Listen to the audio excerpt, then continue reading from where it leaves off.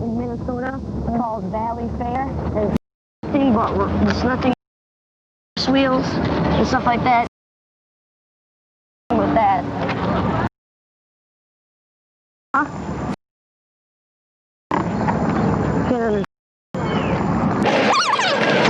I want this land in Disneyland. I don't. Huh? Disneyland. Oh, Disneyland. Yeah. It was going to be of getting. Communicating was difficult, but they expected that. Do you guys have lots of balloons in Soviet Union? We have no such balloons at all. The real challenge turned out to be the barriers and prejudices both 1,000 miles apart in two very different worlds. He'll probably be smarter, a lot smarter than a 13-year-old here. People are practical people, Americans are. They know what they want. Very, I don't know, protected. They're always watching what everybody does. People live a little better than the Soviet Union. You mean they have more material things? Yes. There are pizza parlor hangouts for teenagers in the Soviet Union. So kids spend a good deal of their childhood in city parks, like this one Yeager picked out for Billy to visit on his first day in Moscow. I'll get one of those. It's hot out, it's gonna melt. Oh, look, here, from here you can see all rides now. Let's buy five pieces of bread, it's quite enough. Два шапура, короче. Who would have thought 13 years ago, when Yeager and Billy were born, that one day they would meet in Moscow? Who would have thought that this day in the park would have ever been possible?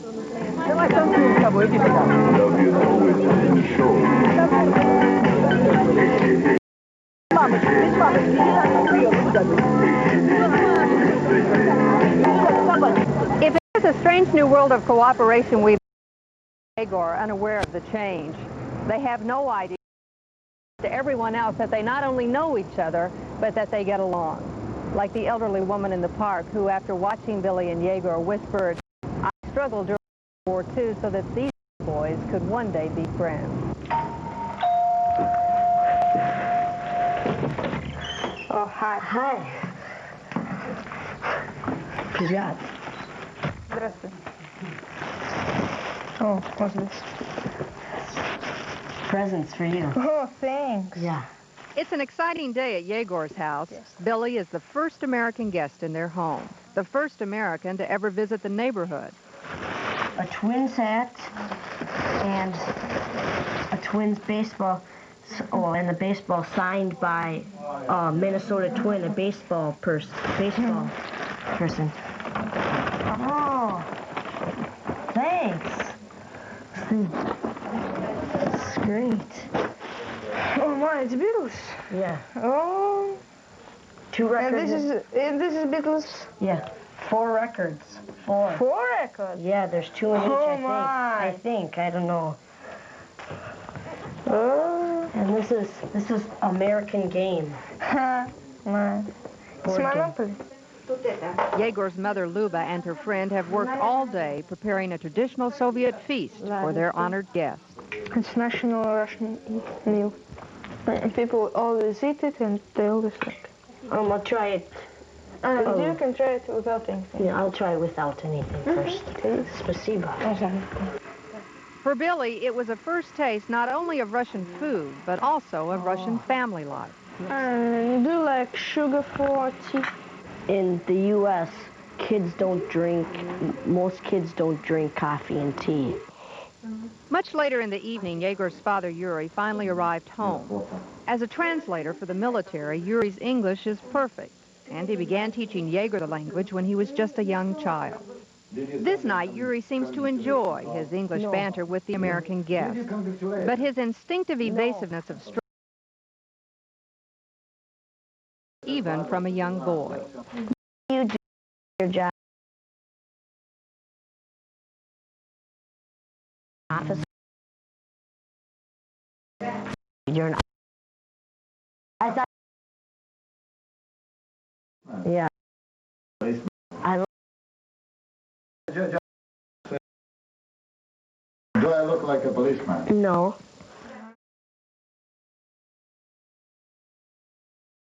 Although Yegor sang the guitar, he wasn't quite ready to share his music yet. But he promised Billy he would. At the dacha, he would play. Вместе весело шагать по просторам, по просторам, по просторам. On the contrast between that crowded city and the solitude of this forest, just undergo.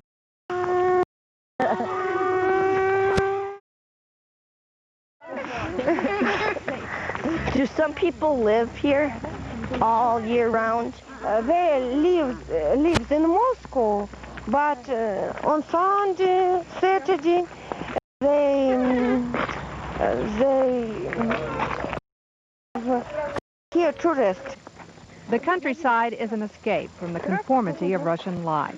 It is the one place they feel free to be themselves. You can shout, you can you can do whatever you wish. Yegor has invited Billy and his cousin Masha to the family dacha. A dacha is the equivalent of a small Minnesota cabin in the woods. Every Soviet family, save they are passed down from generation to generation.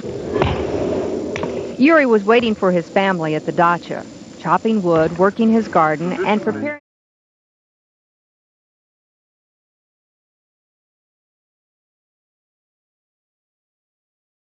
The other night that son's here. Respect. Between me and him. Well, tell me about that. I don't know that we. It is the way again. I'm strict dad. I don't demand love. Love it is very deep. Maybe beneath this respect there is love. Maybe when we are separated for a long time he will feel it, as I felt when I was separated from my dad. But let him love a girl whom he will find, or a woman. That's what I mean. The connotation of love for me is the love of a person of opposite sex. Yuri, what do you think the biggest difference is now, having been around Billy and Yegor, between the two boys? Do you see a lot of differences? No, I don't see any difference at all. They're both energetic, smiling, welcoming, to my opinion. But my boy is somewhat lazy. You see, he's a bit slow. I want him to have great reaction. He should be more energetic. Not just to elbow everybody and grasp, like that. No. He should have, you say, guts. It's traditional to barbecue shashlik at the dacha, a mutton shish kebab served with vegetables, salad, and to Billy's regret, pickled garlic. Everybody takes a garlic. What? Everybody does? Takes the garlic. Okay, I'll take the garlic. And you should peel and eat. I was never scared. Never scared. I was excited. Excited, somewhat tense. Tense about the plane ride, not tense about coming to this country. People come to our country sometimes trembling. And when they go away, their opinion changes exactly. They come with the more come, the more we exchange, the better it's for everybody.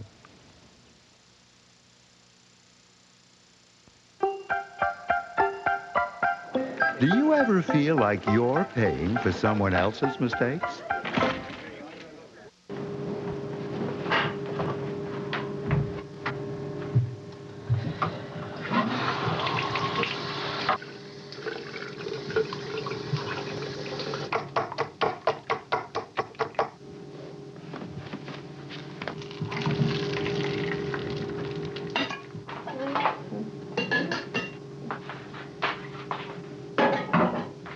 It's 7:30 in the morning, and Yegor looks as excited as any 13-year-old American would be about getting up and going to school. But today will be different. Hi. So we're going to school today, huh? Yeah. That's because Yegor is taking Billy to school with him.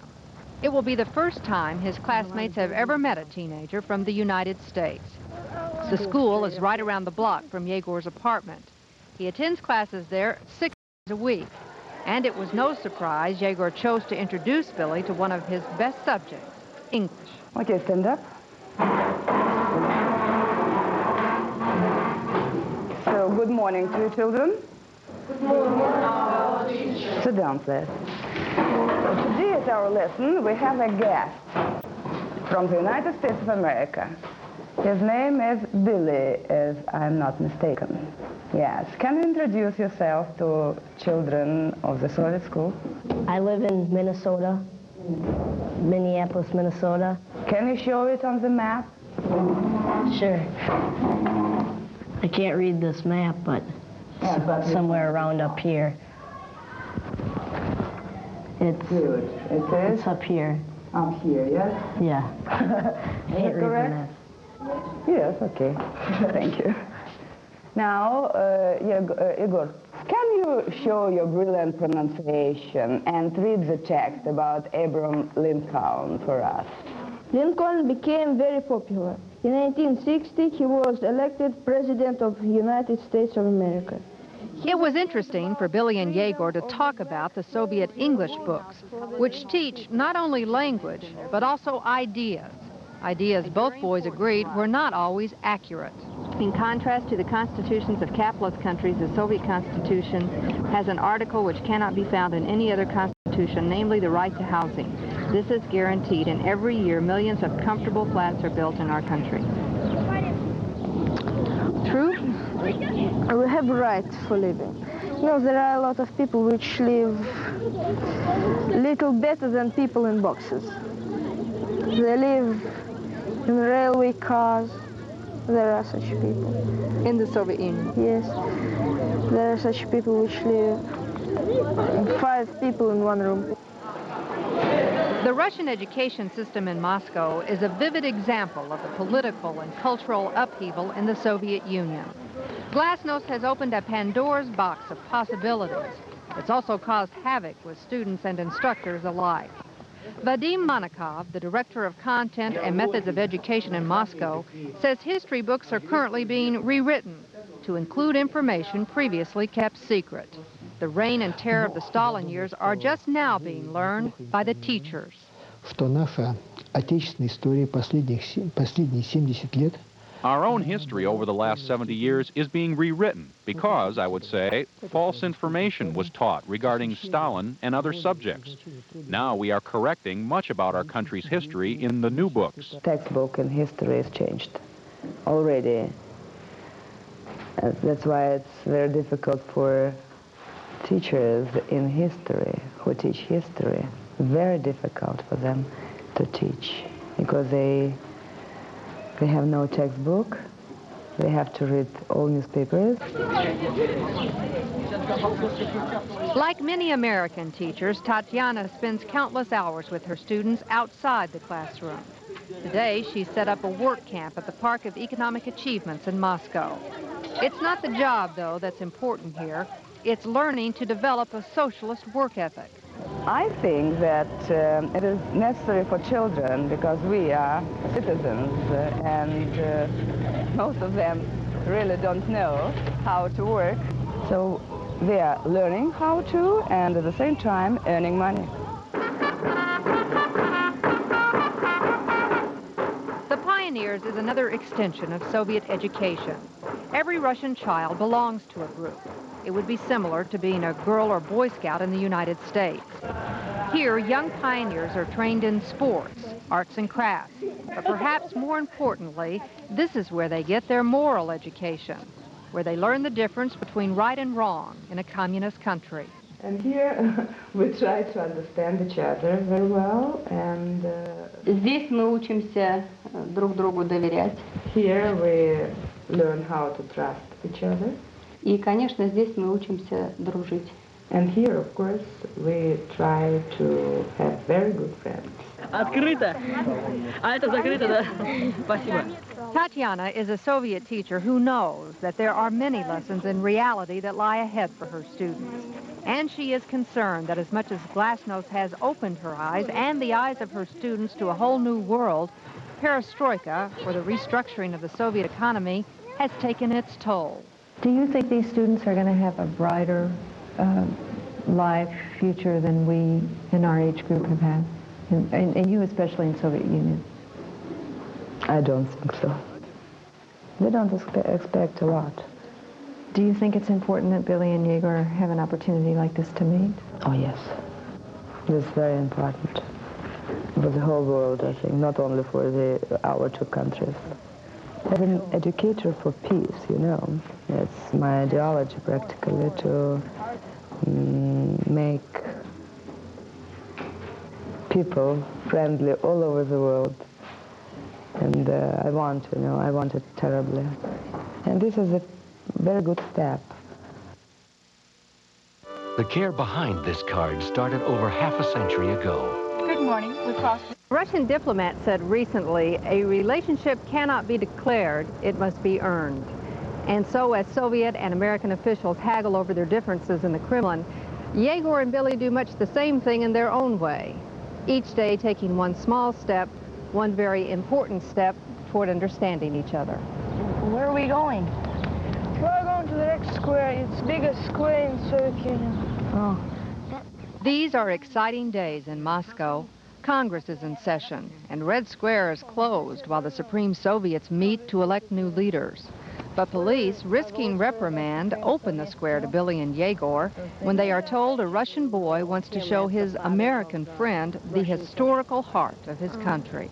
The Kremlin Wall, St. Basil's Cathedral, and the most treasured monument of all, Lenin's tomb.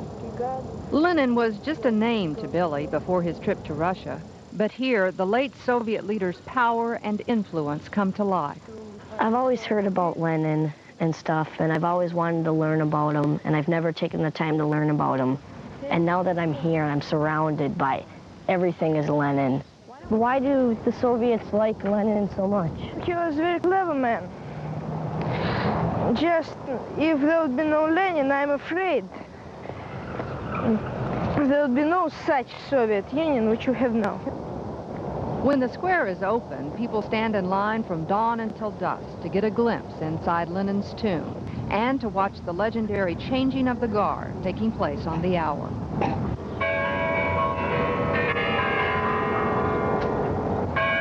You said that you do feel patriotic about when you come here. Why?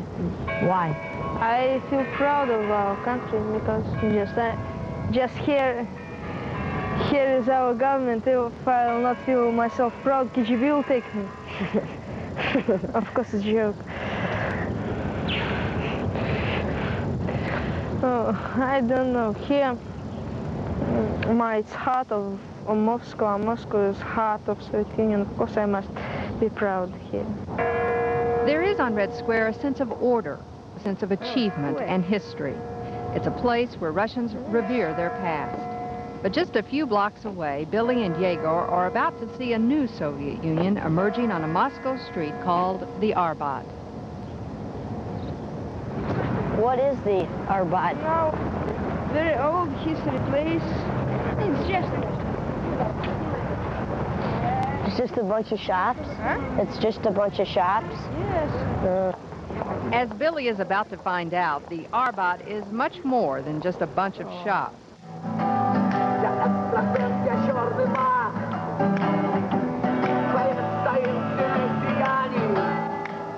It is the gathering place for artists and musicians, political and religious dissidents.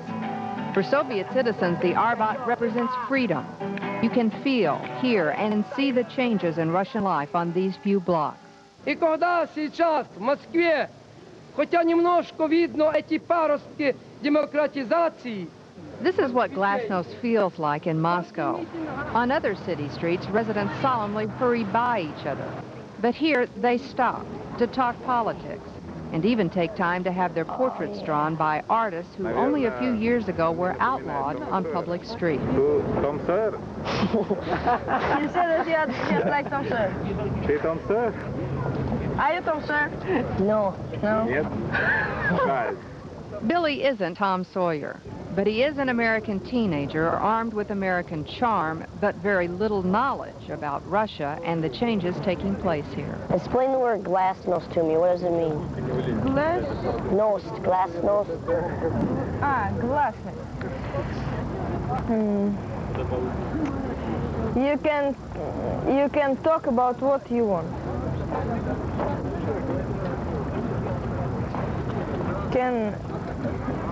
No. Yes, you can think what you want, you can write what you want, you can talk about you want.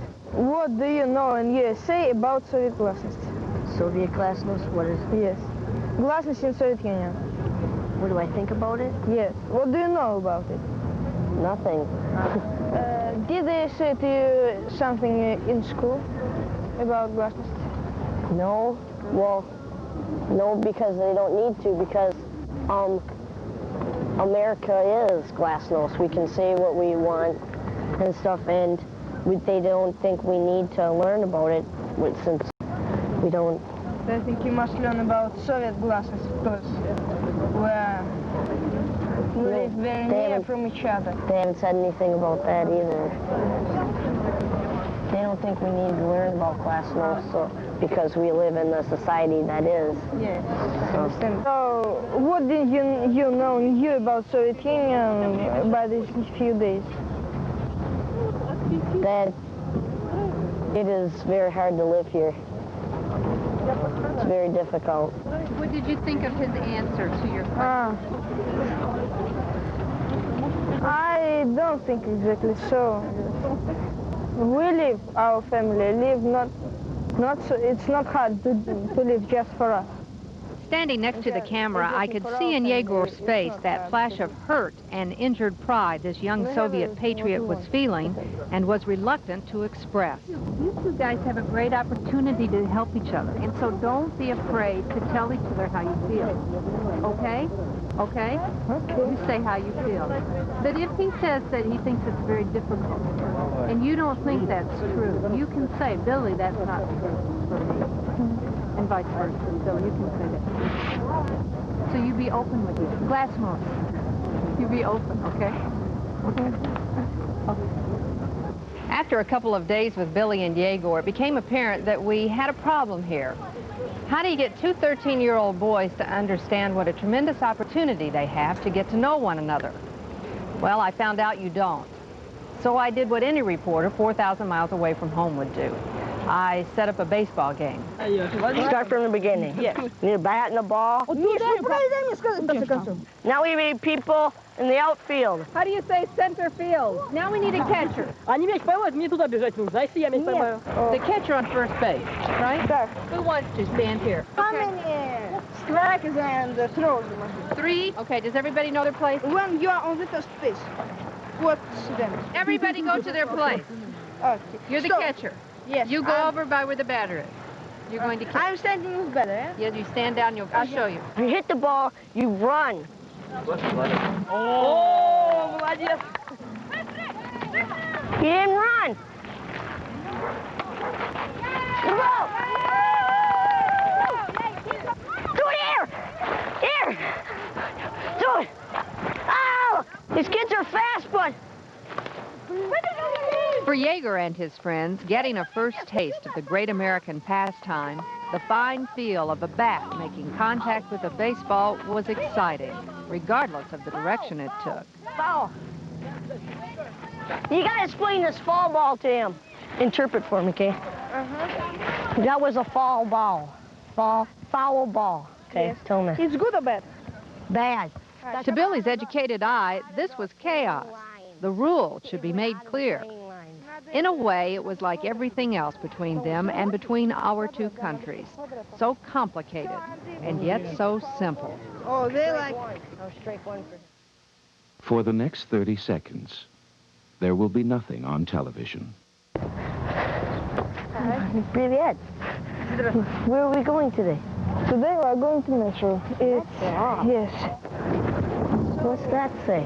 That's the name of our station. It's Babушкинская. 20 Kovic coin and also this is good. The Metro is every Soviet citizen's pride and joy. The ornate structure is kept spotless by government workers who sweep the station's marble floors 24 hours a day. Unlike other areas of Russian life, the Metro runs like clockwork, arriving within seconds of its schedule.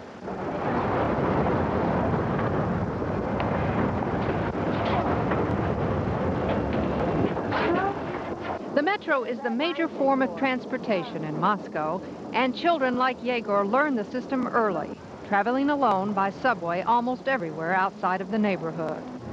What does that say on the side? It's written peace for all world.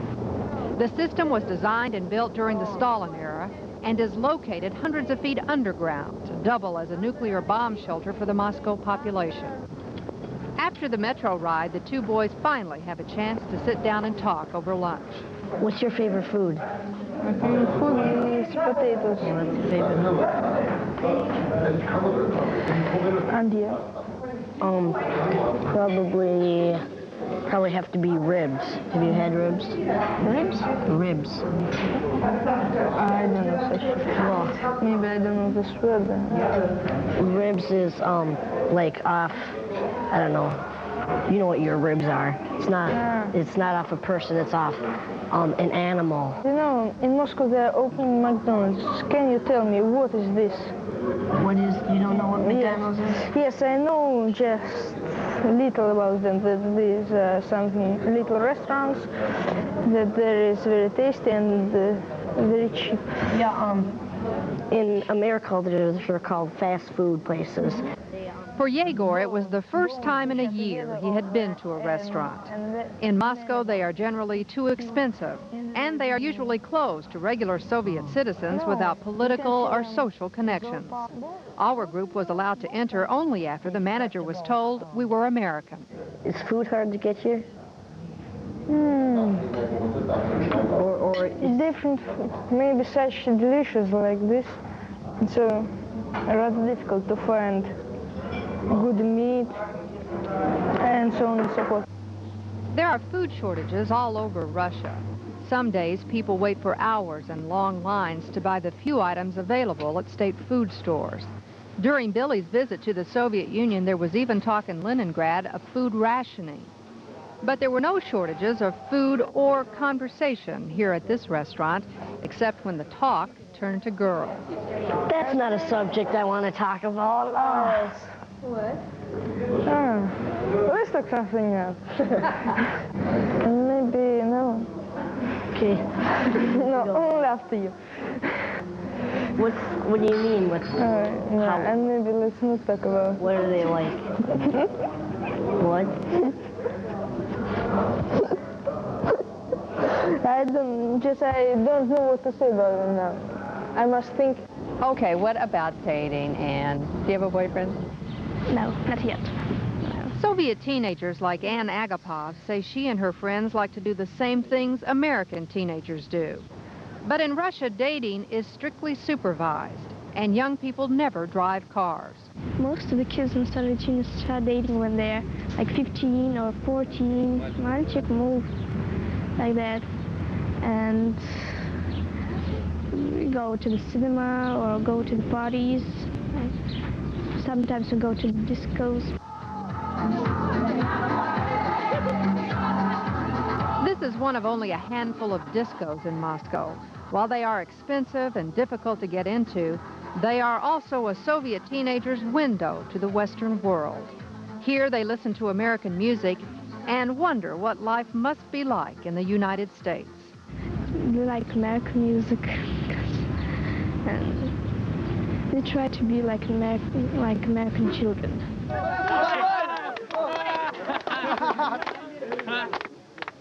If their children are curious about the West, Soviet parents are amazed at how much they already know. In many ways, I envy them because ours was a much more straight-laced and restrained. So for the kids growing up now, it's much easier with glasnost and perestroika. They read the press, they watch television, a lot of the programming is live, which was another thing that did not exist when I was growing up, live television. They see conflicting views, they know they can talk about anything, they can ask any kinds of questions without risking to embarrass their parents in public or themselves at school. So they are growing up to be much freer and more fulfilled people.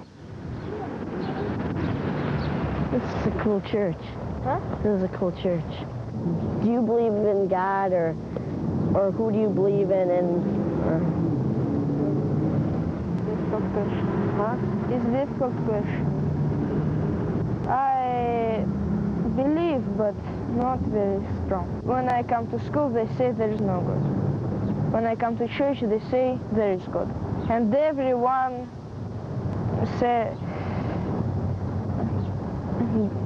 gives different facts. Do your parents believe? Oh, I didn't ask them never. My mother believes, I think. My father knows. It may be an atmosphere of openness in the Soviet Union, but Billy's question is still embarrassing to Yegor. Religion remains a taboo subject, practiced mostly by elderly women. Victor Brunitsky, who left Russia and is now practicing Christianity in Maple Grove, says Soviet children grow up thinking belief in God and communism are not compatible. The official stance is that God does not exist. It's highly atheistic state, you know, so there is no religious education per se. Up till recently, they did not even allow younger kids to go to church.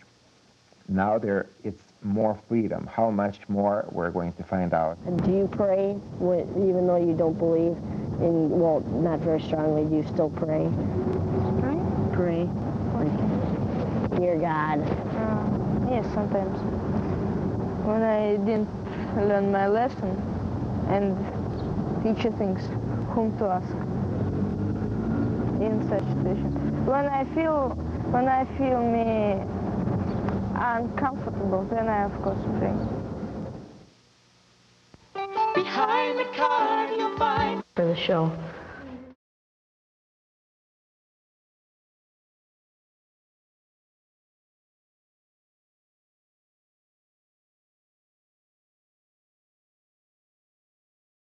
Yegor, his home away from home in Russia, the Moscow Children's Theater.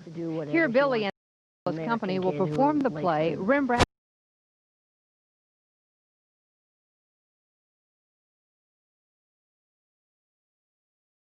American Soviet reconstruction. С какой стороны? С той же стороны повесим его, нет? Куда, да? There. Right here.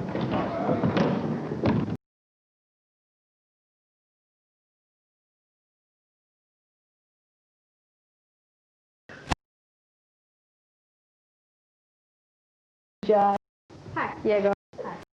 While Billy prepared for his Yegor had his own with Jason Butler, who plays Victor, gave Yegor a feel like to take on a whole new look. Like that, huh?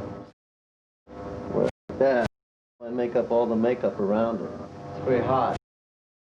So it's melting. It's very hard to put on. And he puts on a nose and a chin and hair and...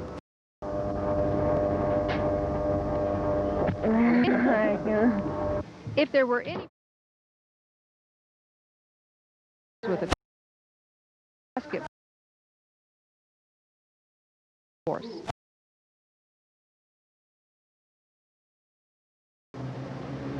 Yeah. Are you sure you've never played this game before? This was Bill's night to shine. It was the first time a child would be allowed on stage. In the Soviet Union, adults play the role of children who are not allowed to work as actors. When the lights went down on the packed house, Yegor and Luba had a front row seat for Billy's landmark performance. I opened the door. On stage, Tommy is reluctantly sent to visit his Uncle Morton, an aged, eccentric man whose pride and joy is classic painting. Guy. Who's this guy? How is... This is Rembrandt. Like many teenagers, Tommy has little interest in the Rembrandt painting and is more concerned by his uncle's empty refrigerator. But after a deep sleep, Tommy awakens and things are different.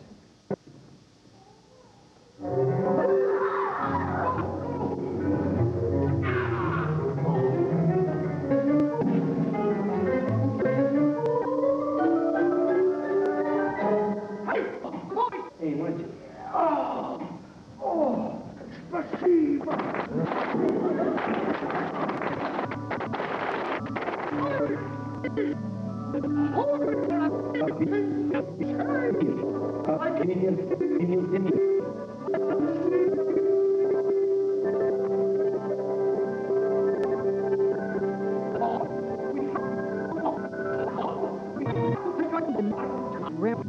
Exploring her new world with Rembrandt in the play turned out to parallel Billy's. So much different from my life. And I'm glad I'm learning it, and so is Rembrandt in the show. And I'm learning a bunch of new things. It's similar because he gets out of his painting and he looks around. He wants to learn, to know about the city, what I want to do. Tour nears an end, Rembrandt and Tommy rush to return the paintings to their original form, but miss one important article. You know, every time I look at this painting, I see something new. Вы знаете, всякий раз, как я смотрю на эту картину, обнаруживаю что-то новое. Well, that's how I know it's a masterpiece.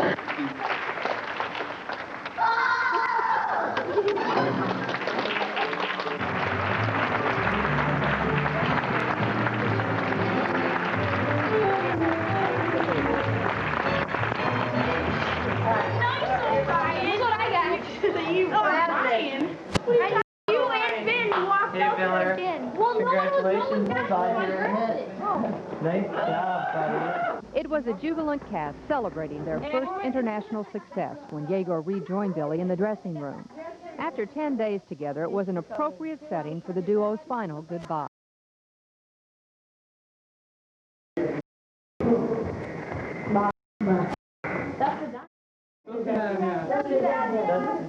A celebration of their international success, a friendship spanning continents and bridging countries, a successful summit between our littlest ambassadors. I think I learned more over there than I will. Tell me why you say that. Because, I don't know, he knows 2 languages. He knows everything about he knows a lot about his history of his country, and he knows about the art here, and he knows about everything. And I know I'm fish because